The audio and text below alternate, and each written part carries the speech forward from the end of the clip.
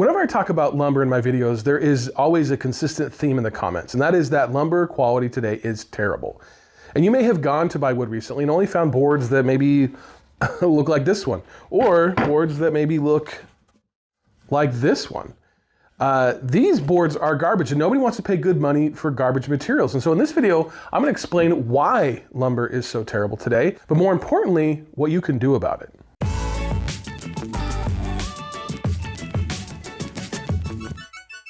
So if you check out the lumber section of your local hardware store, you're going to find all sorts of defects. There's crooked and twisted boards. Those are pretty normal, but recently I've been seeing all sorts of other defects. Things like wane, which is essentially bark from the trees that are on the edges of boards just because of the way they're cut. There's also some pretty significant knots, and there's also machine markings and even sometimes fungus.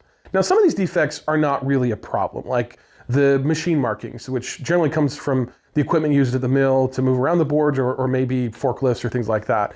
But sometimes those defects can be very serious, really impacting the structural integrity of your wood. So why is it so bad? Well, there are a few different reasons. One of them is history.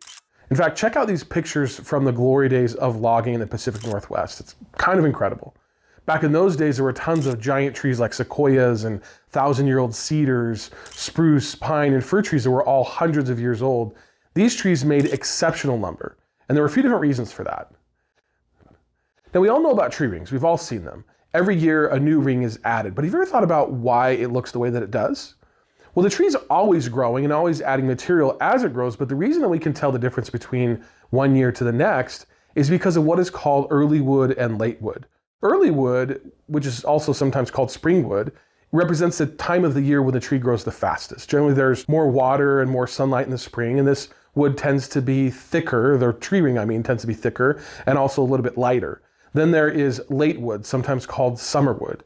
This is the time of year when the tree grows slower. There's generally less water later in the summer, and then with winter, there's less sunlight. And that's why you can see a difference between each ring. That's why one is lighter, one is darker. So in the end, it's really the seasons that create the rings that we see on trees. So why do tree rings matter? Well, here's the point. One of the reasons that lumber from the old days was so good was because those trees grew up naturally in competitive conditions.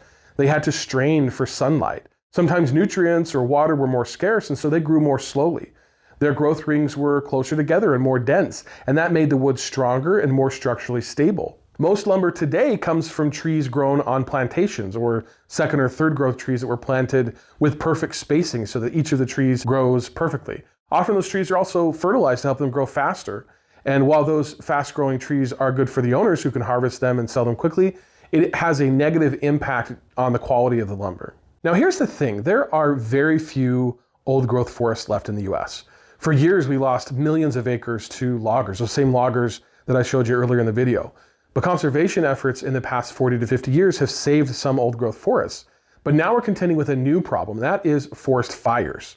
We've gotten so good at preventing forest fires over the years that in some places the forests have been built up so much that when conditions are right, a fire whips through them that can't be controlled. And more recently, millions of acres of even old-growth forests have been lost to forest fires. And here's the thing about forest fires, they're getting worse every year. And this year in particular is going to be rough due to how dry the West has been all year. Now, if you look at a graph of the total number of acres burned in forest fires of the past few decades, you can see a definite trend. Now, it may fluctuate from year to year, but we can all see what direction this is going in. Now, you may or may not believe in global warming, but the facts are the facts, and it is getting hotter and drier in the West, and that's leading to more acres of forests being burned. Because of that, most of the trees in the affected areas are lost. Now, it is possible in some cases to salvage some trees from forest fires for lumber purposes, but they tend to be much lower quality. And added to that, the dry conditions are leading to forests that are increasingly unhealthy and therefore more susceptible to pests like the mountain pine beetle, which can devastate entire forests. All of that leads to less lumber and worse lumber. But those aren't the only reasons why lumber is so terrible. There's more to it than that, and there are things that you can do about it. But before we get into those details, I want to tell you about this video's sponsor, American Financing. There's a lot going on in the world today, and the economy feels shaky in a way that it hasn't felt in a long time. Between persistent inflation and higher gas and food prices, a lot of us are feeling squeezed, and a lot of people are turning to high-interest credit cards to fill the gap. But if you're a homeowner, that's where American Financing can help. American Financing customers are saving an average of $800 a month by using today's rates in the fives to wipe out high-interest debt.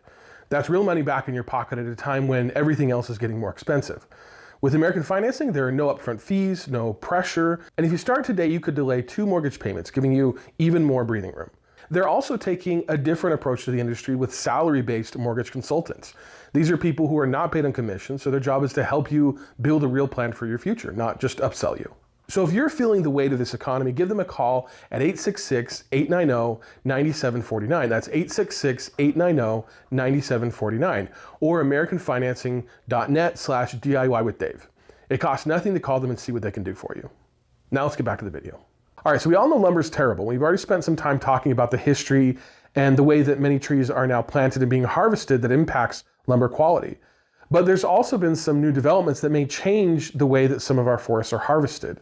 So as I've reported before, the Trump administration has expanded logging in some areas that were once closed to logging. And so that could lead to more logging of older trees that are of higher quality. Now the problem with that, well, there's really 2 problems. One is environmental, which I'm not going to get into in this video, but the other problem is about the lumber market. First of all, a lot of our best lumber is sent overseas. There's a big demand for softwood lumber in Japan, and the Japanese demand a much higher quality of lumber than what's acceptable in the US. The other reason is that some of the best lumber is reserved for applications where it's necessary. Things like floor trusses or roof trusses. Wood used in those structural applications by necessity has to be of a higher quality. Then there's mass timber, which has become a very popular building technique, like this 25-story skyscraper in Milwaukee. This building was made from wood. And making mass timber that can build skyscrapers like this requires a higher grade of lumber and a lot of it. Then there are the mills themselves. There are a few major developments there. First is that the mills are getting squeezed. Over the past few years, well over 50 large mills have closed. The reason is that they're unable to make a profit. While it seems like lumber is expensive right now on an inflation-adjusted basis, lumber is actually cheaper than it's been in a long time. And mills are experiencing all sorts of cost increases on the other end. Labor's more expensive, transportation's more expensive, energy and insurance are both more expensive. So they're seeing their revenues come down and their expenses and costs go up. And a lot of these mills really need a ton of investment to bring in new equipment that they just simply can't afford at current prices. And then if they can't turn a profit, then they close. And that does 2 things. The first thing is that weaker competitors go out of business or are bought up by bigger players, and that leads to less and less competition and more consolidation. In fact, earlier this year, 2 large lumber companies, Rainier and Potluck Deltic, merged in a deal worth $8.2 billion, making them the 2nd largest lumber producing company in the country. With less competition, there's less incentive to make a higher quality product. Added to that is the fact that large corporations care about profit more than anything else. And they've changed the way that they mill lumber in order to save money and be more efficient. They're relying more on computer systems and AI to sort and cut logs to get the very most out of them. And that's why we're getting boards like these. In the past, these boards would have been culled, but now in the name of efficiency, they're sold just like any other board. All right, so I've talked a lot about the whys behind our terrible lumber, but what can we do about it? Well, the first thing is to pay attention to lumber grade.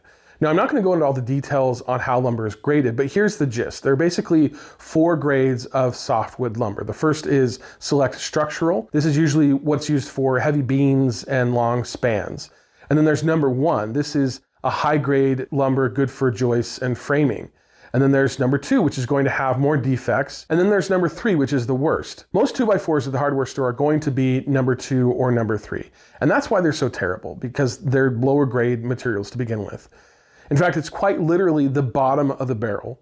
All the good lumber has been sent overseas or used in more structural applications or are being bought up by lumber yards. And by the time the lumber ends up at the Home Depot, it tends to be the worst. In fact, if you look at the end grain, nearly all of these 2x4s have the pith. The pith is the very center of the tree and it's unstable and causes warping and twisting. If you're picky at the hardware store, go for the boards that don't have the pith if you can find them. Next, you want to pay attention to growth rings. We already talked a little bit about this, so I don't need to say a whole lot more, but the key with growth rings is the tighter the better. Tighter growth rings generally indicate an older tree and indicate that the wood will be more structurally stable. The next thing to think about is the orientation of those rings. Now you want boards that are either flat sawn with nearly flat rings or rift sawn. Flat sawn boards have horizontal growth rings and rift sawn boards have vertical growth rings. A flat sawn board like this will tend to cup with the round shape. The flatter these lines are, the less likely they are to cup like that. Rifts on boards are inherently more stable because there isn't the same pressures in the wood to warp or bend. That's also why if you need quality boards, you may want to look at much wider boards and not buy just a 2x4. What you can do is you can actually cut off either side of the board around the pith and end up with a higher quality, more stable board. But remember that this will cost you more. Now, they're always coming out with new wood products, and one thing that's been out for quite a few years now are these finger jointed studs. Essentially what they are smaller lengths of boards that have had a finger joint cut into them and then they're glued together. These are often better in applications where you need very long straight boards. Now the short lengths that are put together to form these longer boards actually should provide more stability because there's not the same kind of forces as you would have in a single board. Those forces kind of fight with each other. That makes these boards much straighter. And so it also doesn't impact the strength of the stud either. They're still as strong as any other stud. So if you're doing some kind of woodworking project, you may want to stay away from a finger jointed stud like this. But if it's something that's going to be inside your wall and you really don't care about what it looks like, but you do care about it staying straight, finger jointed studs are actually a good way to go. Now what is really key here is for you to consider what you need the wood for. If you're framing something and it doesn't need to be structural, number 3 studs may be just fine. If it's going to be hidden in a wall and you're not that concerned with it, almost any 2x4 would do. But if you're trying to make some kind of cool furniture, you may want to go with a higher grade and maybe even check out the premium softwood lumber that the hardware store sells. But again, that's going to be more expensive. In this video, I'm mostly talking about softwood. Most of the time when I build furniture, I like to use hardwoods.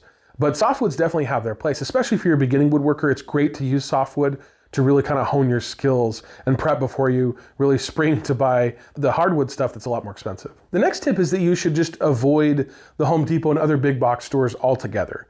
Now to be clear, I've actually seen some pretty high quality lumber at those places before, but it tends to be few and far between and almost always part of the same shipment. If you really need quality lumber, you're going to be better off buying from a specialty lumber supplier.